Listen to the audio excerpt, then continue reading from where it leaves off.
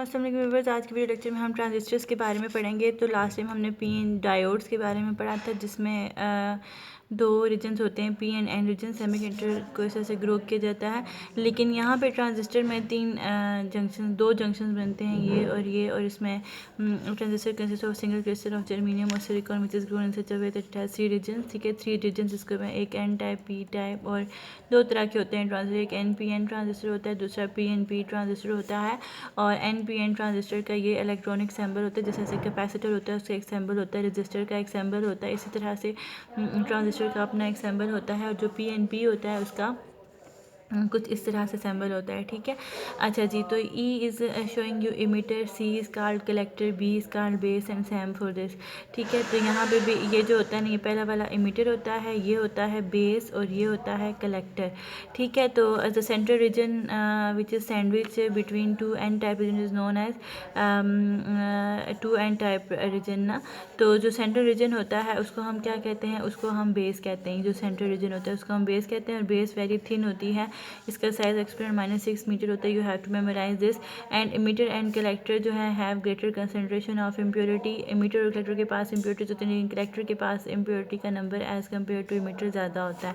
ठीक है, the emitter has greater concentration of impurity as compare to collector. ठीक है,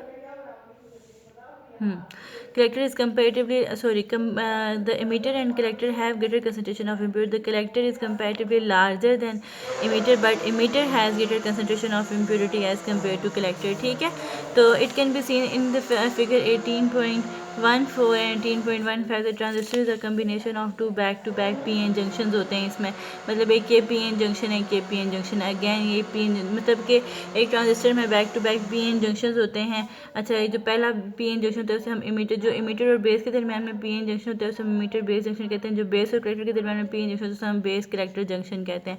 ठीक है, normal operation of a transistor में क्या होता है कि ये जो है ना, अब ये कौन सा ट्रांजिस्टर लिया हुआ है ना, ये वाला ट्रांजिस्टर लिया हुआ है। ये जो ट्रांजिस्टर की डायग्राम, सर्किट डायग्राम ये है, तो सर्किट डायग्राम में हम ये वाली डायग्राम यूज़ करेंगे कैपेसिटर की।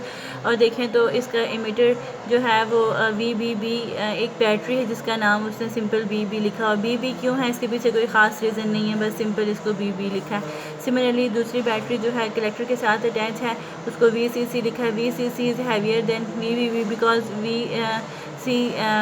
कलेक्टर जो है वो ज़रा साइज़ में ज़्यादा होता है, उसके पास ज़्यादा इम्प्योरिटीज़ होती हैं, तो इसकी बैटरी का साइज़ भी बड़ा होता है। ठीक है, in such way that it's emitter base junction. अच्छा जी, फिर जो VBB बैटरी है इसको इस तरह से लगाया जाता है कि जो इसका इमीटर बेस जंक्शन है वो फॉरवर्ड बायस्ड होता है, और collector base junction reverse biased होता है। अब आपको इतना तो पता ही है ना कि यहाँ पे देखो, अगर ये इमीटर है, इमीटर सपोज़ ये NPN ट्रांजिस्टर है, तो अगर आप इसको पॉजिटिव और नेगेटिव के साथ जोड़ देंगे तो ये एक फॉरवर्ड रिवर्स बायस बन जाएगा। मतलब कि ये जंक्शन जो है ना, अब ये देखो ना, ये इमीटर है ना, तो नेगेटिव के साथ अटैच है, इसका पॉजिटिव, बेस पॉजिटिव है, NPN है तो बेस पॉजिटिव है, पॉजिटिव के साथ अटैच है, तो emitter base junction forward bias से करंट को कनेक्ट करेगा। ठीक है, लेकिन कलेक्टर बेस जंक्शन है तो कलेक्टर का नेगेटिव पॉजिटिव के साथ अटैच है, और पॉजिटिव नेगेटिव के साथ अटैच है, तो ये रिवर्स बायस है, तो ये करंट कंडक्ट नहीं करेगा। ठीक है, तो अब यहाँ पे मैंने आपको जैसे कि बताया है कि VCC is greater than VBB, figure में भी शो हुआ है। VCC is much higher than VBB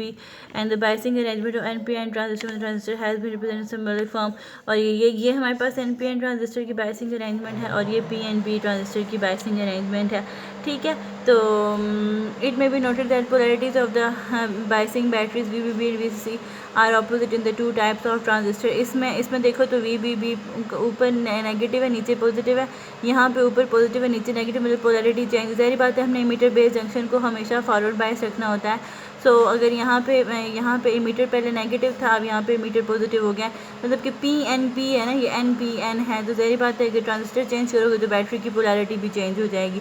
so will discuss, लेकिन हम मोस्टली जो है वो एक्चुअली हम NPN ट्रांजिस्टर यूज़ करते, तो हम मोस्टली अगले चैप्टर में NPN ट्रांजिस्टर को ही पढ़ेंगे। जब हम current flow in NPN transistor पढ़ते हैं तो ये देखें, ये हमें एक NPN ट्रांजिस्टर शो किया हुआ है। ये इसकी सिंपल डायग्राम है और ये इसकी सर्किट डायग्राम। पहले हम इसको समझते हैं, फिर इसको समझ के हम इसको समझेंगे। तो क्या होता है कि ये देखें NPN है तो नेगेटिव नेगेटिव के साथ अटैच है, पॉजिटिव पॉजिटिव के साथ अटैच है, तो NP जंक्शन या emitter base junction forward bias है। और P जो है यहाँ से देखो तो ये नेगेटिव के साथ अटैच है और N यहाँ से पॉजिटिव के साथ अटैच है। सो जो इसका बेस कलेक्टर जंक्शन है वो रिवर्स बायस है। अब क्या होता है कि जब ये फॉरवर्ड बायस होता है तो हमें पता है कि ये जंक्शन करंट को कनेक्ट करेगा, तो फॉरवर्ड बायसिंग की वजह से यहाँ से कुछ इलेक्ट्रॉन्स जो हैं वो बेस में चले जाते हैं। ओके, तो बेस में चले जाते हैं। बेस बहुत थिन होती है तो बहुत से कम इलेक्ट्रॉन्स जो हैं वो बेस के होल के साथ कंबाइन होते हैं या करंट बनाते हैं। ठीक है, तो वो यहाँ से बाहर निकल आते हैं। ठीक है, और बाकी जो है वो मोस्ट ऑफ द लाइक, चूँकि यहाँ पे कलेक्टर, ये कलेक्टर है, ये बैटरी के पॉजिटिव टर्मिनल के साथ अटैच है, तो यहाँ पे पॉजिटिव पोटेंशियल है। तो मोस्ट ऑफ द इलेक्ट्रॉन्स जो है वो यहाँ से होते हुए कलेक्टर की तरफ जमा होना शुरू होते हैं because of its positive potential. तो ये देखें तो ये जमा होना शुरू। अब यहाँ से कुछ इलेक्ट्रॉन्स जो कंबाइन नहीं हुए और वो यहाँ से जो है वो बाहर निकल आए, तो इन्होंने बेस करंट दिया। यहाँ से जो इलेक्ट्रॉन इधर गए तो ये मीटर करंट बना, और यहाँ से जो इलेक्ट्रॉन इधर गए ये कलेक्टर करंट बना, और यहाँ से जो इलेक्ट्रॉन बाहर की तरफ आए, ज़ाहिर बात है यहाँ पे भी तो पॉजिटिव पोटेंशियल, जो यहाँ से इलेक्ट्रॉन बाहर की तरफ आए उन्होंने हमें बेस करंट दिया। ठीक है, ठीक है, तो जितने कितने इलेक्ट्रॉन्स बेस में आते हैं, सपोज अगर 100% इलेक्ट्रॉन बेस में है तो तकरीबन 99% इलेक्ट्रॉन कलेक्टर की तरफ चले जाते हैं। बाकी जो 1% है जो वो हमें बाहर का बेस का करंट देते हैं। अब यहाँ पे देखो ये सर्किट डायग्राम है, तो हमें पता है ना कि सबसे पहले इमीटर से बेस की तरफ करंट जाता है। ठीक है, और फिर बेस से कलेक्टर की तरफ और कलेक्टर से होते हुए यहाँ। ठीक है, सिमिलरली ये सारा और बेस का करंट ये जो है ये यहाँ पे इसने शो किया हुआ है। ठीक है, तो ये जो डायग्राम है ना, ये इसने इलेक्ट्रॉनिक करंट की डायरेक्शन शो की है, और ये वाला डायग्राम बिल्कुल यही है। इसमें just electronic current conventional current direction show की। आपको पता है conventional current is opposite to the that of the electronic current. Conventional current हम जस्ट सर्किट डायग्राम की हद तक बनाते हैं। तो जो इमीटर करंट है वो डिवाइड हो गया कलेक्टर और बेस करंट में।